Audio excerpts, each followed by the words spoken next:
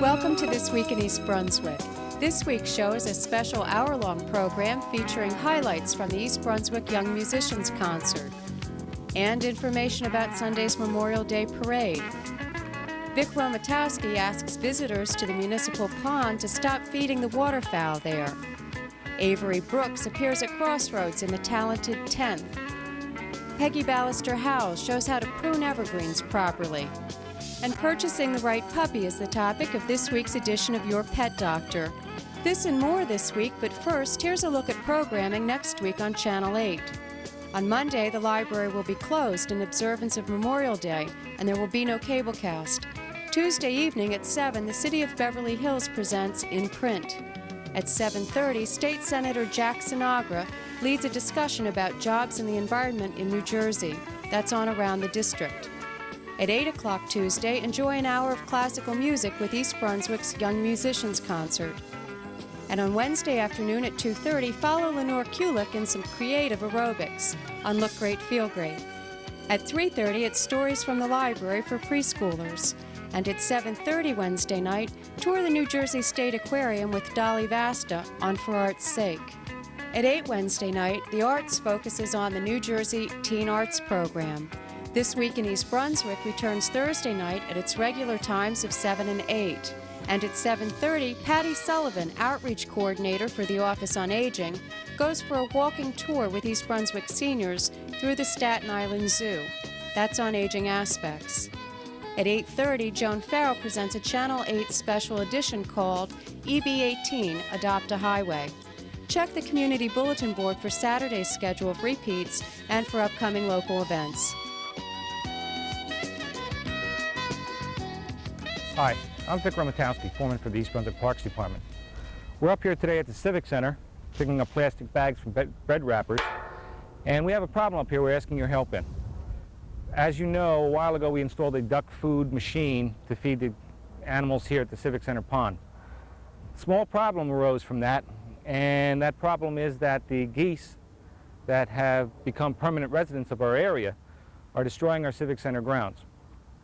We have a population through most of the winter of roughly 100 geese. A goose will produce up to 2 to 3 pounds of droppings a day. Times 100 geese for a week, we've got a ton of material being left here at the Civic Center, not only here on the grounds, but in our pond as well. At the present time, the pond supports no aquatic vegetation whatsoever. The bottom of the pond is a heavy silt layer, mostly from the goose droppings. Our grounds are becoming barren because the geese will eat all the seed that we put down as well as anything that sprouts while it comes up. And what we're asking your help in is, for a while, please, try to refrain from feeding the geese. We know people like to come up here, visit the library for a short period of time, come over with some bread for the geese, and feed them. The Department of Agriculture advises that feeding waterfowl in this close area like this, okay, can result in poor nutrition and the spread of bird diseases. We're asking your help, and we know that it's going to be an inconvenience for you to say to the kids, well, we can't go feed the geese today. But if we want to get our Civic Center grounds back to an area that we can be proud of, that's what we're asking you to do. Just for a little while, please refrain from feeding the geese. Thank you. When I think of Memorial Day, the first thing I remember is following the parade down my block on my bicycle, hearing the bands, seeing the flags, and smelling the burgers on the barbecue. I remember stories of the Sullivan brothers, of battles in Europe, the Pacific, and later Korea. The late 60s bring back memories of marching veterans and students supporting our troops, and at the same time urging our president to bring them home safely. In East Brunswick 3 years ago, I was asked to join in the parade and declined. But I took my children down to watch its formation on Firm Road, and a strange feeling came over me, a feeling of community, a feeling of people working toward a common goal. It was then that I decided to take part in the next parade. Desert Storm made it even more important to participate. The parade has become symbolic for me, bringing the past together with the future, bringing East Brunswick together in support of each other and the nation. I hope to join you there on May 24th, creating new memories for all of us. Thank you. This year, the library celebrates its 25th birthday. Here's a look back through the years.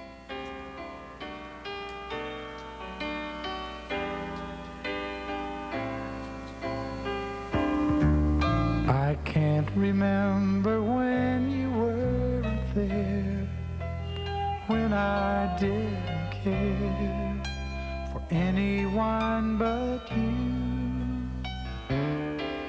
I swear we've been through everything there is. Can't imagine anything we've missed. Can't imagine anything the two of us can't do. Through the years, you've never let me down. You've turned my life around. The sweetest days I've found with you. Through the years, I've never been afraid. I've loved the life we've made, and I'm so glad I stayed right here with you through the years.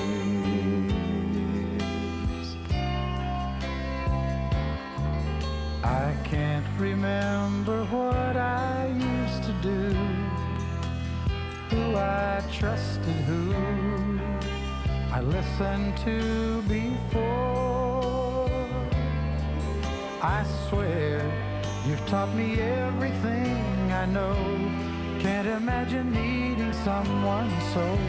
But through the years it seems to me I need you more and more. Through the years, through all the good and bad, I know how much we had. I've always been so glad to be with you. Through the years, it's better every day. You've kissed my tears away. As long as it's okay, I'll stay with you through the years.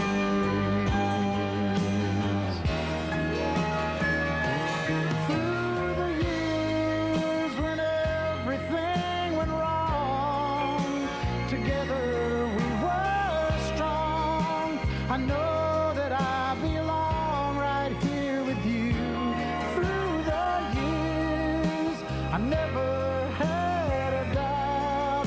We'd always work things out. I've learned what life's about by loving you through the years.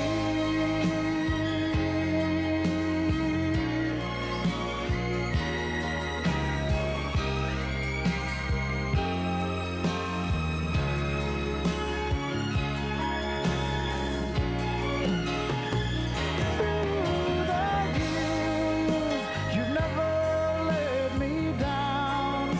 You turned my life around.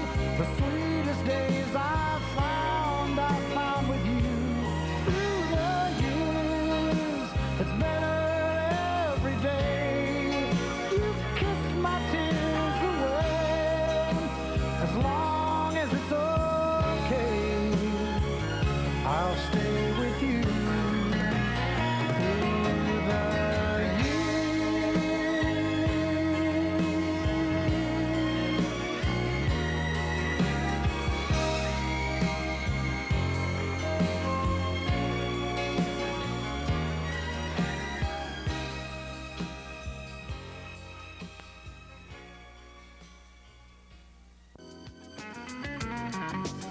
The Talented Tenth, written by Richard Wesley, is an engrossing drama about an African-American man's struggle to balance love and ambition with the fading bloom of his youthful idealism.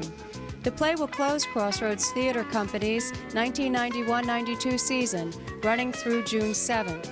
Under the direction of Harold Scott, this new production of The Talented Tenth features a distinguished cast that includes Avery Brooks. Junior year in college, Martin Luther King tried to lead a march across the Edmund Pettus Bridge in Selma, Alabama.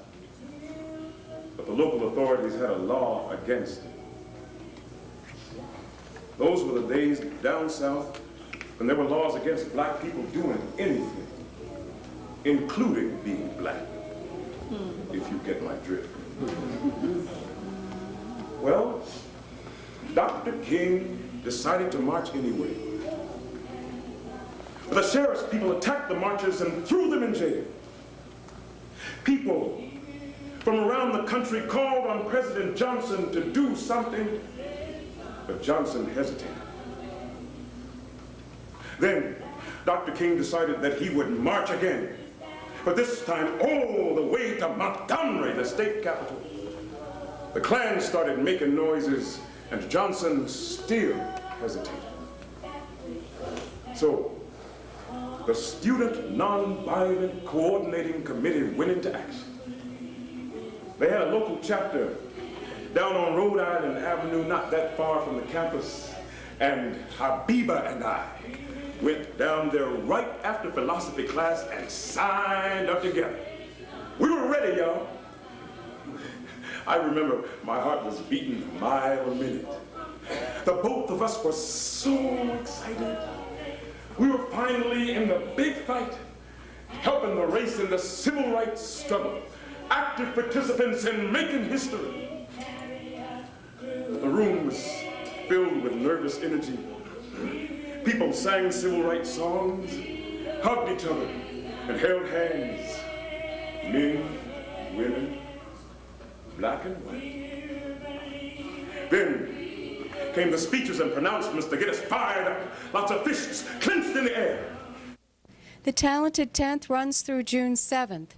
For ticket information, call the Crossroads box office at 249-5560.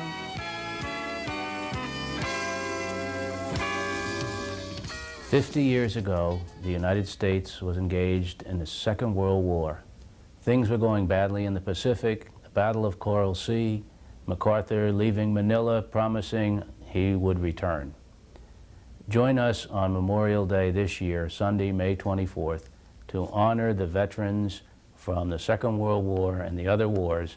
Parade starting at 1 o'clock and the services at the Civic Center at 3.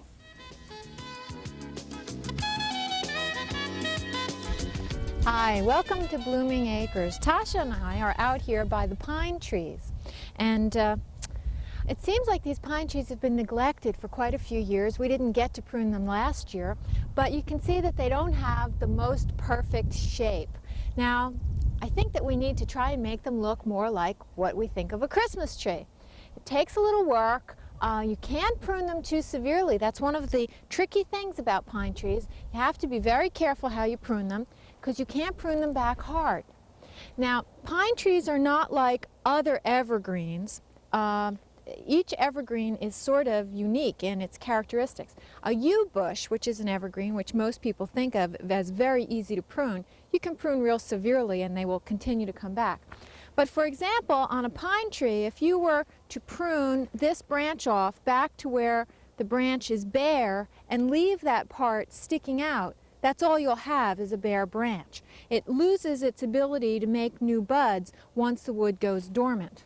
So that sort of inhibits your ability to really significantly prune them and shape them.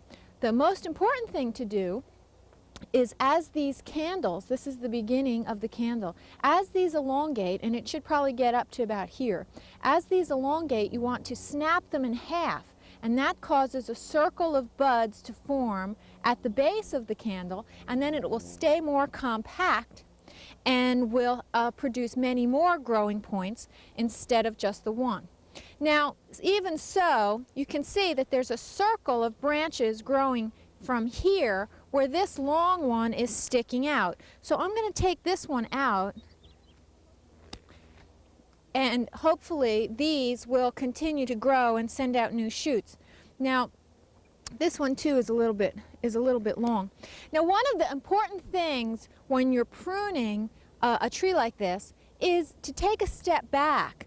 You know the saying, you can lose sight of the forest for the trees? Well, you can lose sight of the tree for the branches in the same case here, because it's hard to see the overall shape when you're standing up very close. And of course you can't glue them back on. I know some people will drill holes in their trunks of their Christmas trees to fill in bare spaces. You can't do that with real trees out here.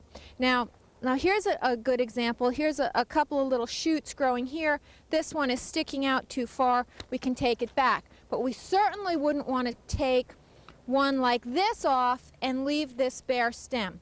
Now, you want to take a step back. I'm going to do that and get an overall view. Now, you can see on the upper right there that there is one whole large shoot that seems totally incongruous. Now, I'm not sure the best way to prune it. Now, let's get in this one right here.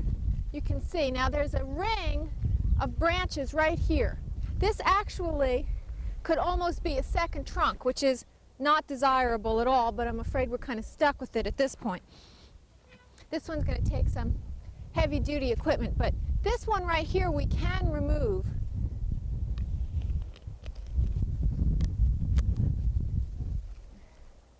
And it has all these growing tips left. In fact, we may want to selectively prune out a few of these with the hand pruners just to bring it down a little more. The important thing is to not leave just a bare stump sticking out. Now, it's going to take a while, but we will get this down to a nice shape again, and at least we can eliminate the growth that sticks out the furthest. It'll never be a perfect tree, but at least it'll have a little bit more personality when we're done with it. We'll see you here next week at Blooming Acres. When I was a boy, Memorial Day used to mean parades in which we would honor people who fought and died in the wars of this country. We were told at those times that such things as truth and justice and liberty and goodness had to be defended. And though it was right that we remember those people in our nation who have served in our armed forces and who have given their lives in service to this nation and to what we value, as I have grown older, I recognize that in our nation, many people contribute to that which makes life worthwhile in America: liberty and justice and goodness. Who are these people? Well, they're the people who teach us in our schools, that help us learn to develop our minds. They are the people who work for the public good, either through being an elected official or serving in some volunteer capacity within our community. Who are the people who help us remember what is good and valuable. There are the people who lead us and teach us about religious values. They're the people who volunteer in our fire companies and in our hospitals. They are the people at home who realize that each generation will only learn to value truth and freedom and what it means if they are taught by mothers and fathers and aunts and uncles and other persons who believe that the life we share together in America will only exist as we learn to pass it from one generation to another. Along with the excitement of the Memorial Day Parade comes some traffic situations that we want to fill you in on early so you can make your plans for the Memorial Day event. Vic R is our Chief Marshal. Welcome, Vic. Hello. Tell us a little bit about the marshalling area and what people could expect that are going to be in the parade or live near the marshalling area. The marshalling area that we're going to use primarily is the northern end of Fern Road, from Cranberry Road down to Fernwood Court or Lighton Drive. Most people remember driving over a little bridge on Fern Road. That's about where the lineup will start, and we'll take it back up towards the fairgrounds. We'll be using the fairgrounds Fern Road entrance as a drop-off point for people who have to walk in the parade. Vehicles will be lined up along the curb line of Fern Road facing down towards the Dunham's Corner Road exit. That'll be the basically civilian type units. We're going to use Candle Lane and other streets in that area for staging the emergency apparatus, which would be fire department trucks, ambulances, and that sort of thing. We're going to start marshalling around 11 o'clock. And by 12 o'clock we should be in full swing as far as the marshalling goes. Marshals will be firemen from East Brunswick that will guide the people to the different areas that they are assigned in the parade. When someone signs up for a parade, they have to mail a form back to our office. They are then assigned a slot number on the parade route. That way we don't just have mass confusion. Everything is allocated to a certain place. We take those people down to that spot, and that's where they stay. we keep them in that area, in that holding area, until it's time to move the parade out, at which point in time they do, and they'll proceed down Fern Road to Dunham's Corner Road, make a right on to Dunham's Corner Road down to Riders Lane, make another right up to Civic Center Drive, onto Civic Center Drive, where they'll find the reviewing stand. This year should be placed behind the library. So if you want a good viewing spot, that would be a good place to be. There's vendors assigned and everything else for up at the Civic Center at the end of the parade for people that are interested. Part of the problem with getting everything organized is the fact that we have to close Fern Road, and that traffic is generated basically by the parade itself. People coming in to drop off their kids that are Girl Scouts or Boy Scouts that have to go to the parade, band groups that come in, they're being directed to come down the Cranberry Road entrance to Fern Road, so that all the traffic flows in one direction for the parade, that marchers aren't in a two-way traffic situation. It would be similar to having a picnic in your front of your house, but have it out on the street where there's traffic going back and forth. We can't have that. Specifically, traffic that is coming through the area, okay, that's transient traffic, not parade-generated traffic. Once we get them lined up and we're ready to go and we get everything nice and tight, it'll be time to move out. It should take about an hour and a half for the parade to clear Fern Road. Some people were complaining last year that they were blocked in during the parade. No matter where we put the parade in East Brunswick, somebody's going to be blocked in. If we try to think of a place to put the parade where there's going to be no traffic problems, there wouldn't be any parade, because everybody lives on some street in East Brunswick and someone is going to be blocked in. This time it's for the Memorial Day parade. It can be for other things that happen in and around town. We're going to try to do it as fast as we can. Once the street is clear of the parade marchers is when the traffic safety people will take over. Sergeant Ken Scal is in charge of traffic that day. Ken, can you tell us a little bit about what people should expect along the route? Yes, Judy, you can expect some delays. We'll have roads closing in succession as the parade progresses. Initially, the roads that will be closed for the longest will be Fern Road in the area of the staging site. That'll be between Cranberry Road and Yorktown Road. If you live on those roads and you are going to have company, I would suggest they come to your house before 11. If they're late because of traffic or some other unexpected delay, if they advise the officer at a road closing where they're going by name and address, we will make every attempt to get them through. If there is an emergency on that address, all they have to do is see an officer at the road site, and we will make every attempt to also get them through, giving safety the highest priority. Okay. So the real key to that success that day is to get your friends in early and to get the notice in the mail. I understand everybody will be notified that's affected directly by the route, and to get to your parking spaces early to enjoy the parade. That's correct. You will be able to park in the initial closing area at the fairgrounds. It may be somewhat of a slight walk, but you definitely will be able to park there if all other attempts fail to get you through. Great. Well, we hope you all come out and join us Sunday, May 24th at 1 o'clock. Get there early and be ready for a great parade. Come on out to the Daisy Fair, Central Jersey's biggest week-long party, May 25th through the 31st at the Middlesex County Fairgrounds in East Brunswick, New Jersey. Rides, games, food, and attractions, all to benefit our special kids with disabilities. Free attractions all week at the fair include a circus, petting zoo, car show, professional wrestling with the Amazing Samoans, the Shirelles. Tickets on sale now for the opening night concert with Larry Gatlin and the Gatlin Brothers, followed by an amazing fireworks display. That's May 25th through the 31st at the Middlesex County Fairgrounds in East Brunswick, New Jersey. Hello, my name is Monty Block.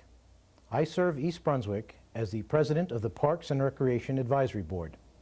I volunteer my time to this township to try to make for a better recreational environment for all the township people. Many men and women have volunteered their time and their lives to make this country a better and safer place to live. Just recently, we all experienced a very trying period when we were at war in the Persian Gulf. Many people lost their lives in an effort to protect democracy and what it stands for. Our freedom always was and will be of utmost importance to us. It is at this time of year that we can show our thanks to all the people who valiantly protected this country, and they lost their lives in our pursuit to make this nation a better place to live. Please remember these people and help commemorate Memorial Day 1992. Join us for our Memorial Day celebration. We look forward to seeing you at our parade on Sunday, May 24th. Thank you.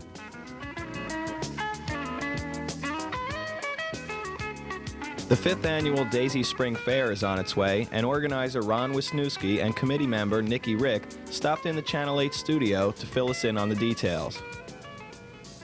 We're here today to promote the Daisy Spring Fair, the 5th annual Daisy Fair coming up at the Middlesex County Fairgrounds over here in East Brunswick on Cranberry Road.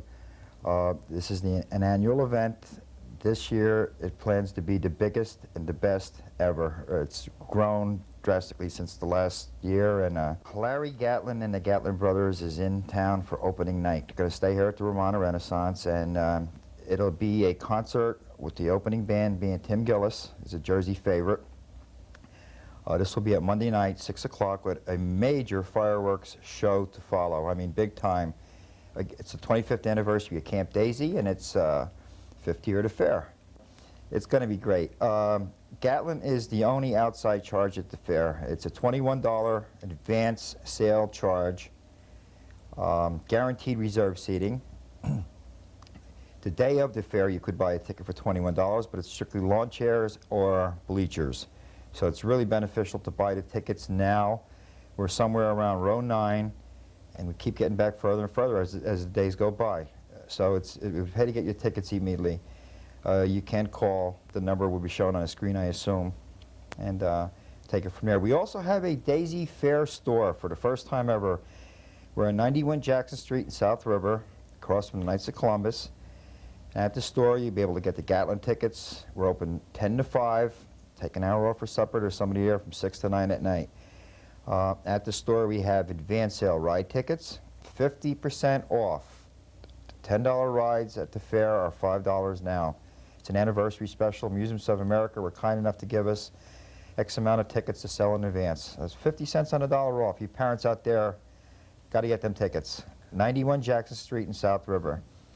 Fireman's Night is going to be big this year. It's on Friday night. The Shirelles are back for Fireman's Night. It's going to be a 2-hour concert. There's no charge for that. Come out and see the Shirelles, her famous song Soldier Boy. There's a car show on Saturday run by Leanne. Beautiful car show. A couple hundred cars involved. The professional wrestling is back this year with the Wild Samoans. That's a free attraction. And Cindy, I know you like this. The circus is back. Phil's Brothers Circus is back this year for the full 7 days. It's going to be 2 shows a night, and there is no charge for that. I got to be forgetting something, but there's more, I know for sure. Nikki, how are you involved with the fair? Well, last year Ron got me involved. Actually, Joe and Ron got me involved in helping out by manning a couple of the booths. So I had a few people from the post office come over, and on one Saturday night we all worked different booths, either the wheels, running the wheels, the games. We had 2 gentlemen next to us who ran a booth where you have to shoot the clown in the mouth, and they were the hecklers of the bunch. And hopefully this year they'll come back with me to run the dunking booth, which will be a lot of fun. Hopefully we'll pull in a lot of money for the kids. We're even getting the postmaster out there. So anybody in town who's interested in having to, wanting to dunk the postmaster, come on out and maybe we can get them up there. It's running from May 25th through May 31st, Monday through Sunday. Last year we only had 5 days. This year we're having 7. Monday, Tuesday, Wednesday, and Thursday we'll be running from 5 to 11 at night. And Friday, Saturday, and Sunday, we'll run the fair from 12 to 11. The good news is we have the largest, I'd like to say the largest amusement company in the United States doing the Daisy Fair. They run the Meadowlands. This is big time this year. Amusements of America are coming in with big time amusements, 30 rides. We've been known to have 12 or 14 rides. The Daisy Fair benefits the East Brunswick Association for Brain Injured Children, known as Camp Daisy, and we're on Farrington Lake in East Brunswick for the past 25 years. I'm George White, pastor of the East Brunswick Baptist Church. I have this opportunity to talk to you about Memorial Day and its memories. I have many memories of Memorial Day because of having been raised on an Army post. Many memories also of parades. Parades bring back good thoughts concerning Memorial Day and the many things that people have done for you during that time. The many sacrifices our men and women of the armed services have made are remembered at this time of the year. I hope that you will come to the parade on this May the 24th, because it will be a parade that will be a good, strong parade, a parade that is well prepared. It's strong because of the leadership of East Brunswick. It's strong because of the participants. It's also a very safe parade. The police and others in charge of the parade have made certain that everything will be secure for you and your family. You ought to come and enjoy this parade on this May the 24th.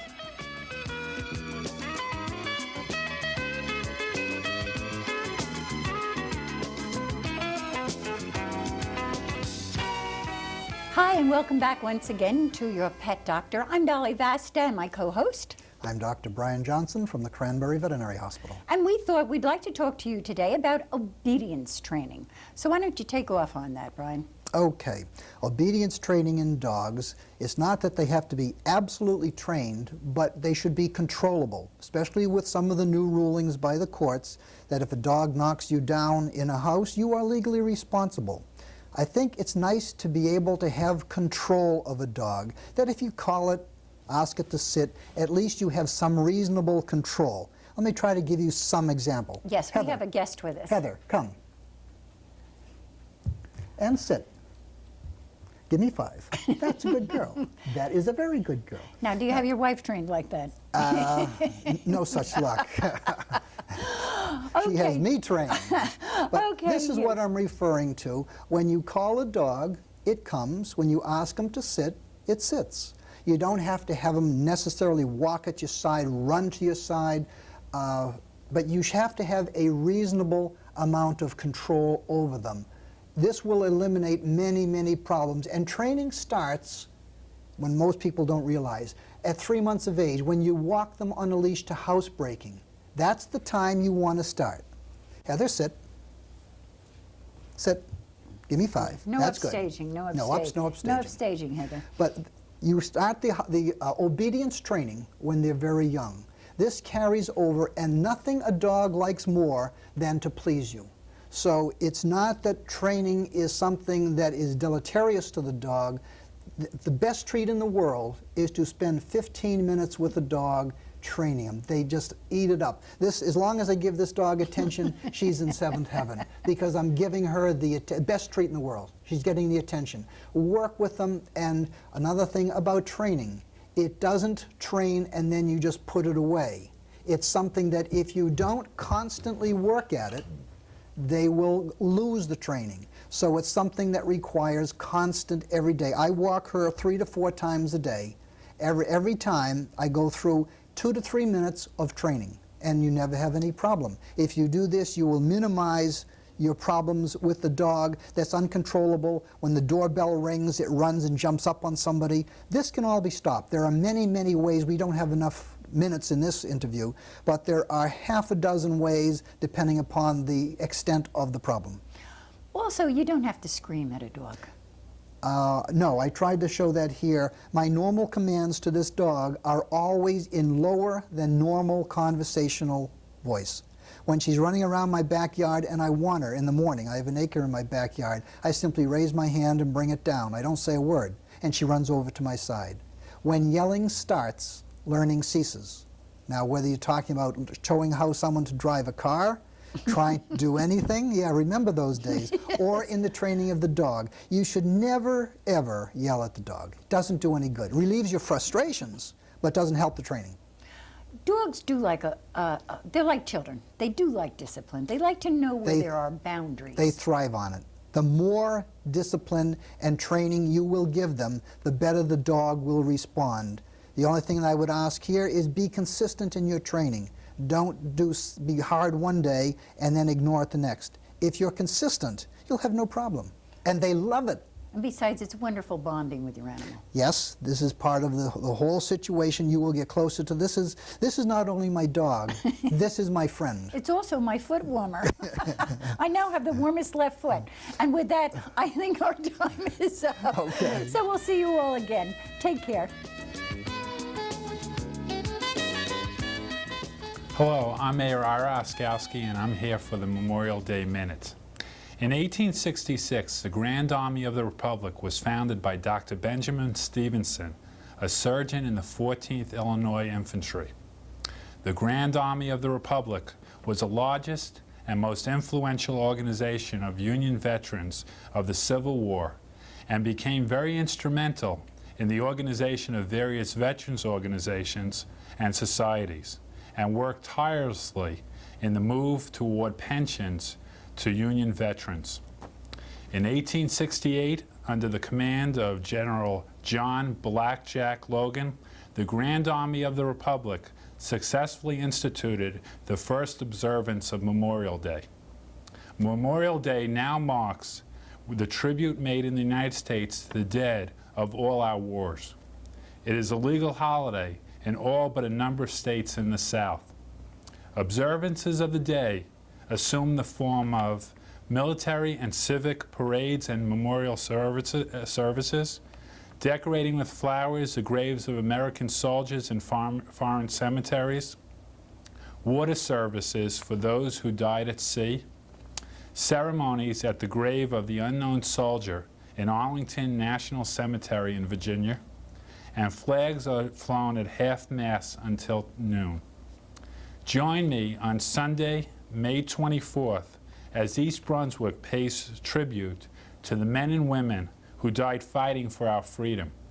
The Memorial Day Parade begins at 1 p.m. at the fairgrounds and concludes with the various veterans organizations conducting a memorial service at the flagpole at Civic Center grounds. Thank you, and I hope to see you there. Choices! You gotta make choices.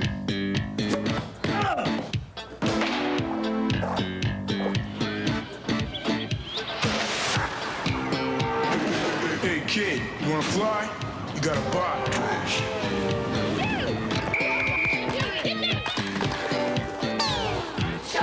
Come on kid, let me hook you up. Exercise the right choice. Visit your local park and recreation department today. It's almost time for the Memorial Day Parade, and we're busy with the fundraising campaign. With me tonight are Mayor Ira Oskowsky and Council President David Zarnowski to fill you in a little bit on the campaign. Mayor, why did you feel it was important to have a fundraising campaign? Obviously, one of the things that I want to make sure in East Brunswick is that budget constraints within the Township of East Brunswick does not affect the Memorial Day Parade.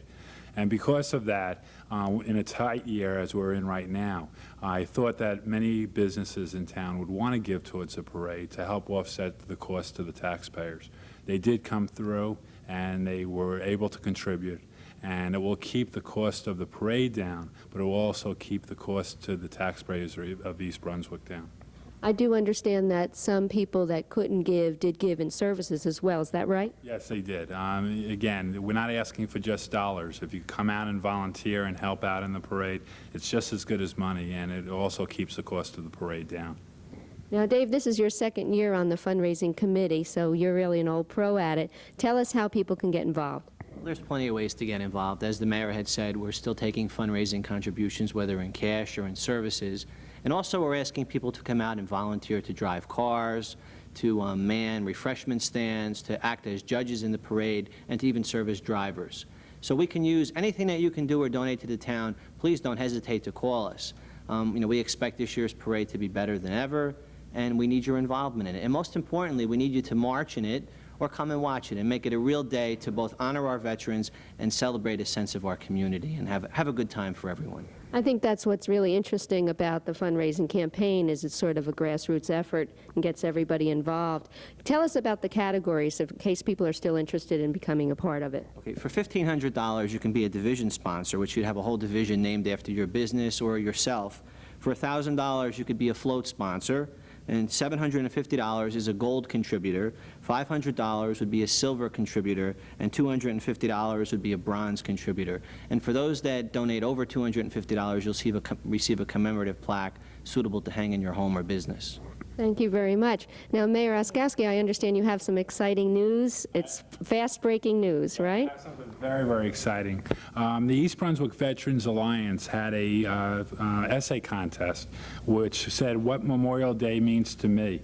And I have the essay contest winners, and I'm happy to announce from Bound Monroe School, Stacy Kohler; from Central School, Rachel Riffenberg; from Chittick School, there's Allison Krause. From Frost School, there's Alina Kadori. From Irwin School is Marissa Lieberman. From Lawrence Brook School is Nathan Greenhut. From Memorial School is Kimberly Myers. From Warnsdorfer School is Ronit Frankel. And from Churchill Junior High School is Suzanne Baumwell. And I congratulate them all. We've heard it here first, huh? Right, and again, we're going to try to read some of these, and again, I congratulate all the winners for the hard work that they did on these essays. All the winners were invited to appear on Channel 8 and are also invited to come to the ceremony. And keep in mind, now mark your calendars, that's Sunday, May 24th, and it starts at 1 o'clock for the parade, and the ceremony's at the Civic Center immediately following. And that's the most important part of the day, the ceremony, at which time the children will also take part. We hope to see you then. Thank you. See you there. At Monday night's Township Council agenda meeting, sponsors and contributors of this year's Memorial Day Parade were recognized for their efforts in supporting the parade. Council members Dave Zarnowski, Tom Clark, and Anthony Riccobono, along with Mayor Ira Oskowsky and Recreation and Parks Director Judith Lebline, presented the sponsors with commemorative plaques. Also at Monday's meeting, physical fitness was the subject of 2 proclamations read by Mayor Oskowsky. Judith Lebline was on hand to accept one proclamation naming May 15th as Employee Health and Fitness Day, and another declaring May 1992 as National Physical Fitness and Sports Month. Whereas the President's Council on Physical Fitness and Sports have designated the month of May 1992 as National Physical Fitness and Sports Month, and whereas National Physical Fitness and Sports Month is our country's celebration of fitness and sports, many agencies have initiated fitness programs designed to improve our quality of life. The opportunities they provide have been instrumental in influencing millions of Americans to participate in fitness and sports activities and encourage more people to. And whereas National Physical Fitness and Sports Month is a time when we can do something special to direct deserved national attention to this extraordinary effort, the event sponsored will participate in physical fitness programs and activities. Now, therefore, be proclaimed that I, Ira Oskowsky, the Mayor of East Brunswick, do hereby proclaim the month of May 1992 as Physical Fitness and Sports Month in East Brunswick, New Jersey, and urge our community to promote activities in recognition of this month. Thank you very much. A resolution was also presented to police officers Anita Waite and Mark Sismar for their efforts in the township's DARE program. Whereas 4 million school children across the country will learn the skills they need to resist pressure to take drugs and alcohol through the efforts of the highly acclaimed Drug Abuse Resistance Education DARE program. And whereas DARE is a police officer-led, semester-long series of classroom lessons that teach 5th and 6th grade children how to resist experimenting with drugs and alcohol. And whereas the week of May 18th has been proclaimed DARE Week throughout Middlesex County, and whereas East Brunswick Township Council wishes to recognize this outstanding program and joins with the 24 towns in Middlesex County in saluting the efforts of those officers involved in giving children skills to recognize and resist the subtle and overt pressures that cause them to experiment with drugs and alcohol. Now, therefore, be it resolved by the Township Council of East Brunswick that they hereby congratulate DARE for their outstanding efforts in drug abuse resistance education with the school children in Middlesex County, and be it further resolved that Civic Center Drive is hereby renamed DARE Drive from May 17th through May 24th. Officer Anita Waite thanked the mayor and council. On behalf of my partner, Officer Sismar, and I'd like to thank the council for the resolution and your support There are times when we'd like to think that you could wave a magic wand over all of our children and instantly make them protected from the temptations of using drugs, but that's not likely to happen. And it's only through the support of you, the schools, the police, and the parents in the community that maybe we can make this a safer environment for our children. Thank you very much.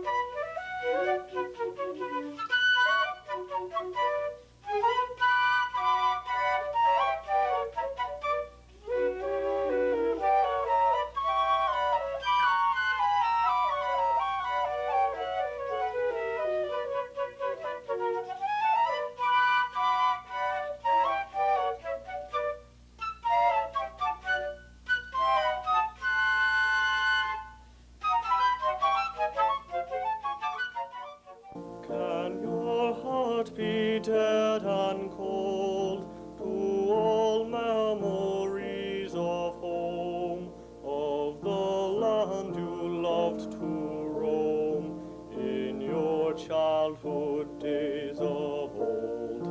I have never ceased to pray that my hopes be